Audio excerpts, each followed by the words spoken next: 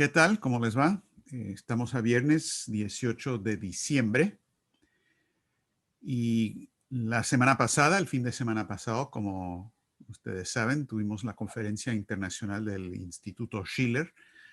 Dos jornadas muy largas, muy provechosas. Si no han podido ver todo, no participaron en todo, siempre pueden verlo todo archivado. Y realmente tuvo unos aspectos que quiero mencionar de entrada. Obviamente no se puede resumir en 2 minutos lo que pasó ni los puntos más importantes, pero sí quiero señalar un par de cosas. Eh, el tema general fue el método de Nicolás de Cusa de coincidencia opositorum, la coincidencia de opuestos, que es un tema que también elaboramos un poco la semana pasada, pero no es un tema meramente filosófico, es totalmente político respecto a la situación estratégica actual. Eh, sobre eso creo que el discurso de Helga Sepp-LaRouche en el segundo panel fue realmente muy importante, de un nivel muy alto, requiere mucho estudio, pero desarrolló exactamente el significado de esto en términos del método de LaRouche, del himno LaRouche, y la procedencia del método de Nicolás de Cusa y el significado para hoy. También quiero recalcar la importancia de la participación en el primer panel y toda la discusión que se tuvo ahí sobre el tema, no simplemente del fraude electoral en las elecciones de Estados Unidos, sino toda la cuestión de lo que llamamos la verdad en las elecciones, es decir, el tema de la crisis estratégica y cómo se refleja eso en lo que estamos viendo en Estados Unidos. Y participó de manera importante la representantes de la Comisión Investigadora Internacional para la Verdad en Elecciones, Marino El Sevif y David Maiswinkle. Algunos podrán decir que los escogimos a ellos dos del grupo de 4 simplemente porque tienen los apellidos más difíciles de pronunciar en inglés y en español, pero no fue eso. Bromas aparte, también esa comisión tuvo la participación de Simón Levy y de Juan Francisco Soto, Levy de México, Soto de Argentina, y afortunadamente tenemos a Juan Francisco con nosotros en esta discusión para hablarnos también de ese tema un poco en la parte de la discusión. Pero este no es un proceso que se acaba con las elecciones o se acaba porque hubo el voto del colegio electoral, ni mucho menos, como vamos a ver en un momento. Creo que también fue muy significativa la participación en el tema de China, el papel estratégico de China. La doctora Yang, que habló del modelo económico chino, el tema presentado por Marcelo Muñoz de Cátedra China sobre la cuestión de cuál deben ser las relaciones entre China y Estados Unidos y Occidente en general, si cooperación o conflicto, y cómo desarrollar obviamente una relación de cooperación, las bases filosóficas y políticas de lo mismo.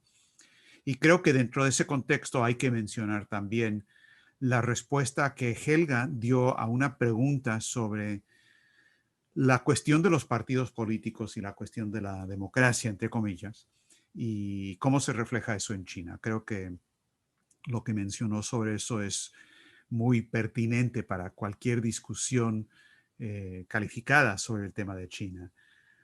Y claro, no quiero dejar de mencionar, bueno, voy a dejar de mencionar muchas cosas, tienen que ver todo archivado, pero sí quiero mencionar el cuarto panel y la discusión sobre cultura clásica en este año del 250 cumpleaños de Ludwig van Beethoven, y en particular el asunto de la participación de los jóvenes del movimiento internacional de jóvenes larouchistas y el tema relacionado en eso y también en toda la conferencia de la urgencia de exonerar a Lyndon LaRouche. Ahora, hubo muchas presentaciones bien interesantes en ese panel sobre cultura y los jóvenes, pero obviamente uno de los que fue muy significativo fue la presentación que hizo el equipo de jóvenes larouchistas bajo la batuta de Carolina, pero el equipo que presentó la idea de la importancia de Schiller en una era de pandemia. Y eso también tiene mucho que ver con lo que vamos a hablar hoy. Ahora, todo eso simplemente a manera de mención. Quiero empezar la discusión de hoy en base a otro punto que se tocó en la discusión, que también fue en la parte de la discusión con los jóvenes, que fue una discusión sobre la creatividad y la cuestión de la inteligencia artificial y el tema de si cómo funciona la cuestión de la inteligencia artificial. ¿Qué pasa, por ejemplo, con el ajedrez? Alguien planteó la cuestión del ajedrez y el significado de eso y cómo funciona. Y parte de la discusión fue muy interesante porque no me acuerdo quién comentó sobre eso, que bueno, el ajedrez es interesante, pero queda dentro de algo donde las reglas del juego están establecidas. Es decir, no cambian las reglas del juego y por lo tanto es un dominio, como cualquier juego de esta naturaleza, donde la inteligencia artificial puede jugar un papel decisivo, porque si todo ya está definido dentro de las reglas, pues una computadora puede desarrollar una capacidad extraordinaria para un juego de esa naturaleza. Pero también se comentó que la realidad no es un juego de ajedrez. La realidad, por incorporar dentro de la realidad física del universo, la capacidad del hombre de descubrir principios físicos universales, de encontrar lo que está envuelto como principio en el universo físico y al descubrirlo, desenvolverlo y de esa manera cambiar lo que son todos los parámetros de ese universo. Es decir, se cambia por completo la estructura del juego, la participación del hombre como ser creador, crea una situación donde las reglas anteriores del juego no se aplican en la siguiente etapa. Y esto es fundamental porque en realidad lo que es eso es patear el tablero, ¿no? Porque no simplemente en el sentido de ir y destruir la imagen que uno tiene de patear el tablero, pues es una metáfora que se usa, pero cualquier actividad creativa del hombre es una pateada del tablero de ajedrez existente. Ahora, un comentario que no se mencionó en la conferencia, en esta discusión, pero yo sí quiero contarles a ustedes porque me parece muy pertinente. Creo que algunos de ustedes saben que Lyndon LaRouche era, entre otras cosas, un maestro en ajedrez. O sea, simplemente era un jugador de primer orden. Por razones que se pueden imaginar. Y lo que pasó fue muy interesante cuando fuimos a la cárcel, porque LaRouche y otros 6 de nosotros fuimos juntos a la cárcel en el juicio político donde entramos a la cárcel en el 89. A LaRouche le dieron 5 años de cárcel por delitos que jamás cometió y el resto tampoco, pero bueno, en fin, estuvimos ahí y una de las cosas que hacían los reos para divertirse un poco, bueno, algunos veían mucha televisión, los otros levantando pesas, pero otros jugaban ajedrez. Entonces había un grupo que estaban jugando ajedrez y uno de ellos era muy bueno en el ajedrez y estaba jugando con nosotros y eh, lo que pasó es que Fabiola está diciendo 15 años de cárcel. Sí, 15 años de condena para LaRouche. Estuvo 5 años y luego lo soltaron en libertad condicional. Pero sí, la condena fue de 15. Entonces, bueno, estaban ahí y LaRouche los estaba mirando, se les quedó viendo, observando nada más, mientras el que era bien bueno, pues le estaba derrotando a todos los otros. Entonces al final pues no quedó ninguno, solamente LaRouche que estaba mirando, nada más, no dijo nada. Entonces que estaba ganando le dijo, vente viejito, siéntate y a ver, vamos a jugar ajedrez. Entonces Lin se sentó y honestamente no tardó minuto y medio para destrozarlo al tipo. Simplemente lo destrozó en ajedrez. ¿Por qué?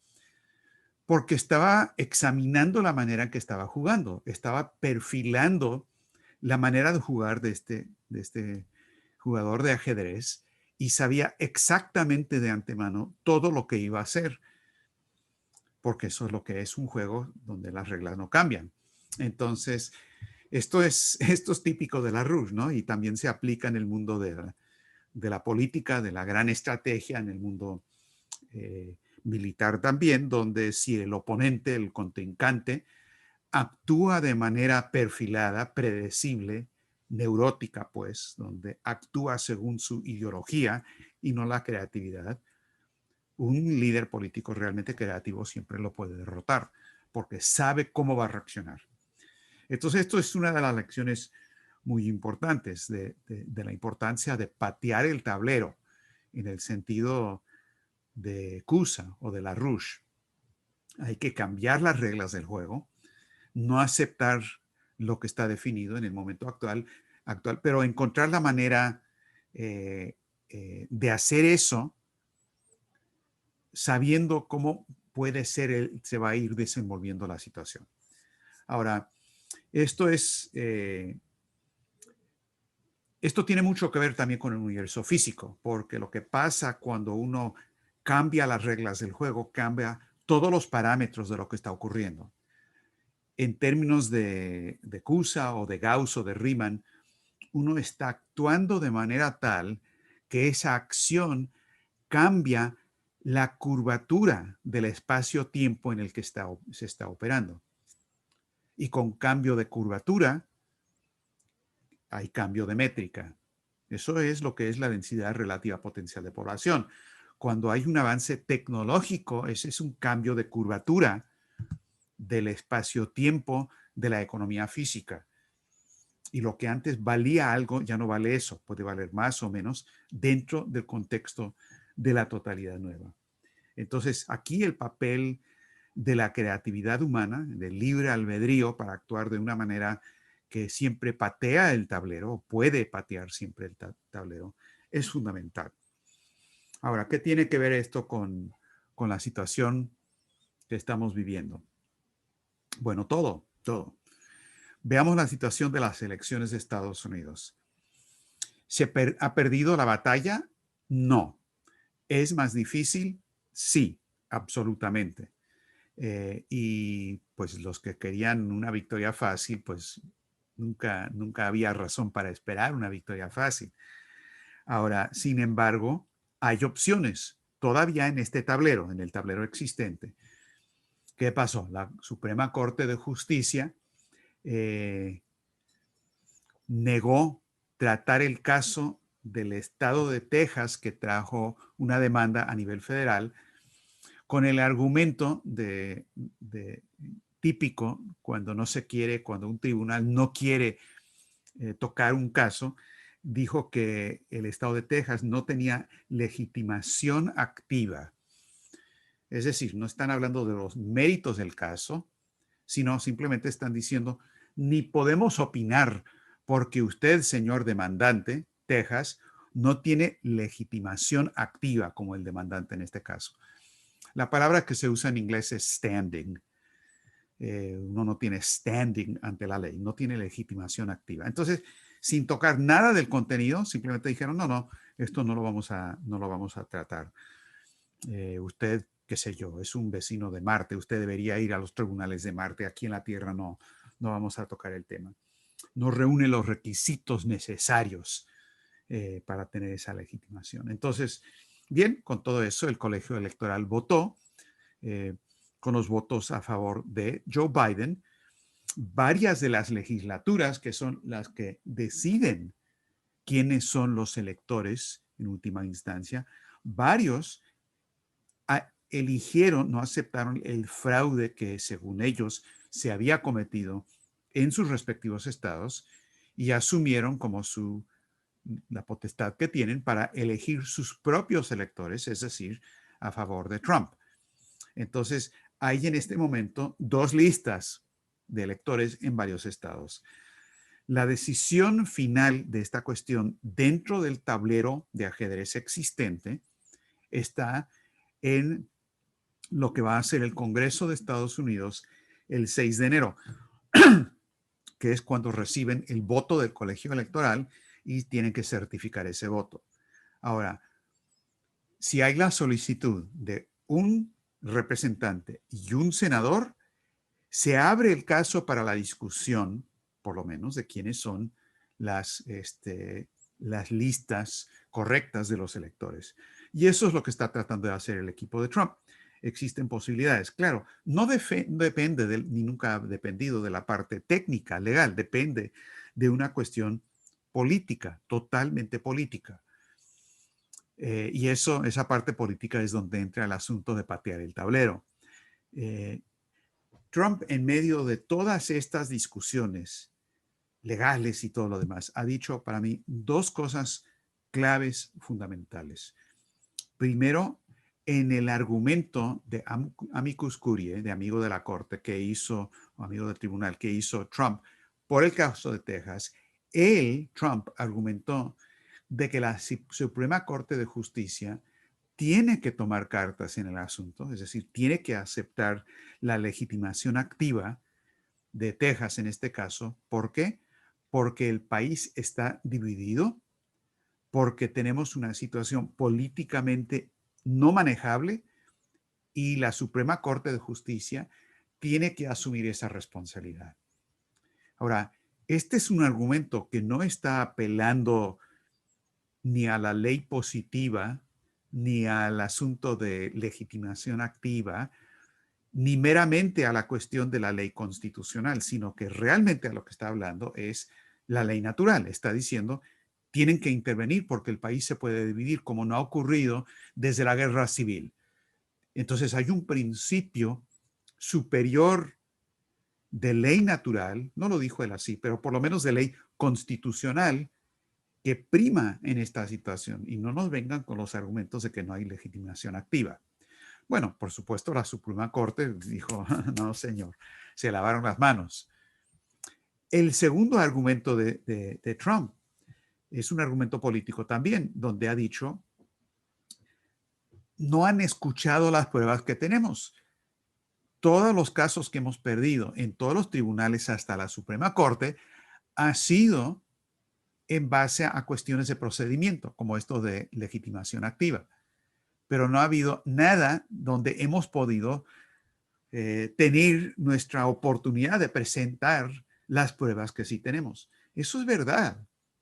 Y eso es una verdad que la mitad de la población de Estados Unidos lo reconoce y lo resiente duro. Entonces, aquí hay una cuestión de fondo que lo quiero plantear por lo menos para la discusión, pero la cuestión es, ¿cuál es el concepto que tenemos de justicia? ¿Qué es la ley? ¿Qué es derecho en realidad? Y el concepto de LaRouche, como de Leibniz, como de Cusa, como de San Agustín, como de Platón, es que existe por encima de cualquier ley específica que pueda decidir un Estado o una nación o un gobierno, como lo desarrolla Platón en sus discusiones en el Gorgias, por ejemplo, donde Sócrates argumenta en contra de lo que dice Gorgias y otros, Trasímaco, etcétera, dicen, no, la justicia es simplemente la ley del más fuerte. El que logra imponer su voluntad, bueno, eso es justicia. Entonces ahí es donde él introduce un concepto totalmente diferente de que hay algo que se llama ley natural. Esto lo desarrolla en los mismos términos de Platón Leibniz cuando él presenta la famosa pregunta que ustedes habrán escuchado mucho en nuestras clases, porque creo que es genial para introducir muchos temas centrales, donde lo que dice Leibniz, haciendo eco de Platón en el Gorgias, donde lo que dice lo que dice Leibniz es, muy bien, todo el mundo está de acuerdo que todo lo que Dios hace es bueno y justo. Pero la pregunta que tenemos que hacer, nos dice Leibniz, es si es bueno y justo porque Dios lo hizo o si Dios lo hace porque es bueno y justo. Son dos conceptos totalmente diferentes de justicia, de bondad y demás. Pero el concepto correcto de ley es que existe un concepto de justicia que es cognoscible por parte del ser humano y tiene que ver con el desarrollo de la creatividad dentro de un universo físico que se basa en la creatividad y en el descubrimiento de principios físicos universales. Y hay tal cosa que se llama verdad, que se puede descubrir, como hay justicia que se puede descubrir, y eso es ley natural. Ahora, mucha gente lo plantea en términos religiosos, diferentes teologías, dicen, bueno, eso proviene de Dios o de Allah, o lo que sea. Pero hay el concepto de que existe algo que se llama ley natural, que tiene prioridad por encima de y define lo que es primero la ley constitucional, es decir, las constituciones que se establecen, no es simplemente, o no debería ser simplemente la ley superior que un Estado se da a sí mismo, sino que tiene que tener una correspondencia con un concepto universal. Si no, ¿cómo comparamos las constituciones de diferentes países? ¿Cómo comparamos la constitución esclavista de los Estados Confederados de Estados Unidos con la Constitución Federal de 1700, de los fines del siglo XVIII en Estados Unidos, que tuvo muchas partes de su desarrollo? ¿O no se puede comparar? ¿Es relativo? ¿Cada país adopta lo suyo nada más? ¿Que la soberanía quiere decir lo mismo que dice Gorgias? ¿Cada quien define su propio sentido de justicia? ¿O hay algo superior? Bueno, claramente LaRouche dice, Leibniz dice, que hay algo que se llama ley natural que tiene que definir la ley constitucional. Ley constitucional a la vez es lo que origina y produce las meras leyes positivas, ley positiva, ¿no? Lo que son los reglamentos, leyes y todo lo demás, y de ahí salen los precedentes. Cualquier argumento en tribunales que se base nada más en el precedente legal, claro, se tiene que considerar eso, pero lo que se base en eso nada más y no se atiene al concepto de justicia, como el que presenta Shakespeare en El Mercader de Venecia o que presenta Cervantes cuando Sancho Panza está gobernando la isla de Barataria, eso no tiene valor en comparación, esos presentes no tienen valor en comparación con un concepto de justicia y un fallo que emana del concepto de justicia o ley natural. Entonces, bien, hay que patear el tablero. Y este es un momento donde, claro, hay que seguir con lo que se puede hacer dentro de la situación actual. Pero hay que patear el tablero. ¿Cómo? Ahora, hay quienes están proponiendo acá, agentes británicos, están proponiendo, no, pues ley marcial, ni modo. Trump ganó y que haga un golpe de Estado militar. Bueno, eso es una trampa absoluta y total. Obviamente estamos en contra de eso. Eso no es lo que estamos diciendo cuando hablamos de patear el tablero, porque ¿cómo vas a defender la Constitución violando la Constitución? Además, eso simplemente es una manera para, como muchos de ustedes conocen en Latinoamérica, muy a menudo los golpes de Estado son incitados por el otro lado porque saben que los golpistas no van a ganar y simplemente con eso se lanzan y luego los pueden destruir, encarcelar, matar o lo que sea. Entonces, esto es una trampa británica y lo rechazamos por completo. Pero la manera de patear el tablero es cambiar todo lo que es la discusión. Por ejemplo, estamos proponiendo, hay una declaración que está circulando desde hoy, de que Trump lo que debería hacer es perdonar a Julian Assange y a Edward Snowden inmediatamente. ¿Por qué? Porque es justo, sí, claro, como también debe exonerar a LaRouche, que es más fundamental que todo eso. Claro, debería hacer eso, pero no nada más. Assange y Snowden pueden, en el mes que tenemos, hacer revelaciones, decir cosas sobre lo que pasó en las elecciones del 2016 y el 2020 y el papel de los servicios de inteligencia y lo que pasó con los británicos, que podrían ser una verdadera pateada de tablero. Y Trump puede hacer eso. No solamente no violaría la Constitución, sino que sería algo de justicia total. Hay muchas otras cosas que se pueden hacer, que nosotros podemos hacer, que Trump tiene que hacer. Tenemos que pensar en cómo se patea el tablero verdaderamente. Y esto es lo que se llama el flanco. Esto es como uno tiene que considerar, bueno, qué pasos se pueden tomar. Por ejemplo, hablemos del tablero económico. Estábamos hablando hace un momento de COVID, de la pandemia. Bueno, ahorita la manera en que esto se está presentando en todos los países, incluido el mío, aquí en Estados Unidos, me comentaban ahorita que en México también es lo mismo, en Alemania, España, en todos lados. Se nos presenta la idea a la población: escoge tu veneno. ¿Cuál prefieres? Puedes cerrar la economía para tratar de parar la pandemia y con eso destruye la economía y la gente se muere de otras maneras. O puedes decir, no, no podemos cerrar la economía y vamos a dejar que corra la pandemia y ya, ni modo, se van a morir. Y son los dos venenos que nos dicen, bueno, son las dos opciones que hay. Pero eso no es verdad. Lino LaRouche una vez dijo, cuando alguien te presenta dos opciones malas, escoge la tercera. Y eso es lo que hay que hacer. Desde el primer momento, desde hace 40 años, LaRouche dijo y pronosticó que iban a haber esta pandemia y dijo que la causa era la destrucción de la economía física y la reducción consecuente de la densidad relativa potencial de población. En febrero de este año, nosotros ya estábamos diciendo, ante lo que claramente ya era una pandemia, dijimos, esto es una pandemia, y lo que se tiene que hacer es, y dijimos que la causa era eso, la reducción de la densidad relativa potencial de población, y dijimos, la solución ante esto es medidas de salud pública clásicas, lo que se tiene que hacer para controlar esto, y de inmediato romper todo el sistema financiero actual y lanzar proyectos físico-económicos para desarrollar esa densidad relativa potencial de población. Y luego presentamos, creo que fue mayo de este año, un programa completo, cómo crear 1.500 millones de nuevos empleos productivos a nivel mundial.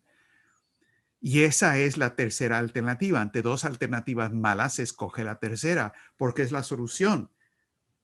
Y eso es lo que se tiene que hacer hoy. Se tiene que patear este tablero. Hay una situación fuera de control con la pandemia. En China no, en otros lugares no, pero en Occidente sí. Y a pesar del hecho de que tenemos vacunas, afortunadamente ya tenemos lo de Pfizer y ya también lo de Moderna, y eso está avanzando, pero eso va a tomar su tiempo. Y hasta que no se vacune el 70% de una población, tenemos que seguir con las mismas medidas que siempre se han aplicado en salud pública desde que se descubrió la base científica de las vacunas, que tiene siglos de formar parte de la ciencia básica del ser humano, de la especie.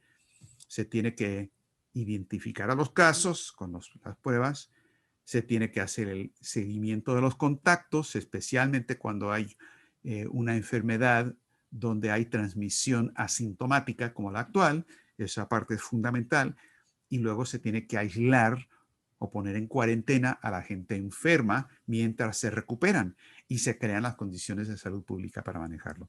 Bueno, esto es lo que se tiene que hacer. Se tiene que dar una pateada total al tablero y se tiene que hacer una reorganización por bancarrota del sistema financiero actual para poder realizar eso. Eso obviamente crearía una nueva situación, no nada más para las elecciones en Estados Unidos, sino para todo el cuadro internacional. Y la manera de lograr esto es que tenemos que juntar las fuerzas que piensan, fuerzas políticas que piensan cada una que su interés propio es diferente al del vecino, o al otro país, o el otro grupo religioso, o la otra raza, o los empleados con los desempleados.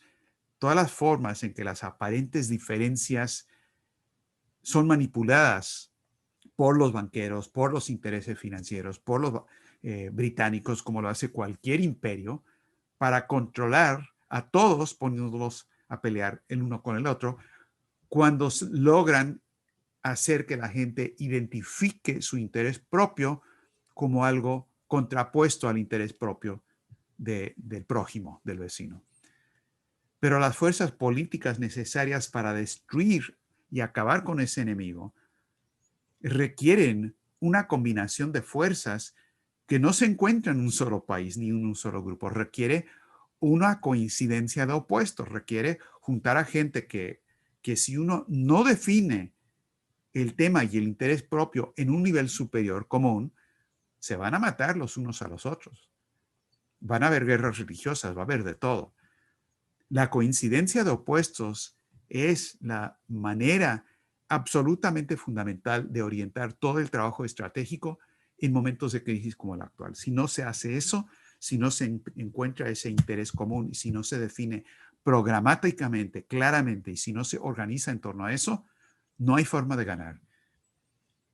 Esta no se va a ganar sin patear el tablero en el sentido más amplio de esa frase y lo que eso significa. Es decir, apelar a aquello que nos distingue como especie de todas las otras especies, que es la capacidad de la creatividad. Y qué mejor que apelar a eso en este año de Beethoven, pensar como Beethoven, como siempre decía LaRouche, y lo que está pasando ahora en esta semana con los avances increíbles que está logrando ahora China, que logró con el Chang'e 5, que fue a la Luna, excavó unos kilogramos o no sé cuántos gramos de rocas y de tierra, bueno, no es tierra, sino porque es de la Luna, y lo trajo de nuevo al planeta Tierra. Y llegó bien y ahora lo están llevando a Pekín y los chinos están diciendo que van a compartir ese conocimiento con toda la especie humana. Y ahora están hablando los chinos de los siguientes pasos y qué se va a hacer y la cooperación internacional y todo lo que es la importancia de conocer el universo físico que nos rodea. Entonces, esto es lo que es el ser humano. La NASA, afortunadamente, felicitó a China.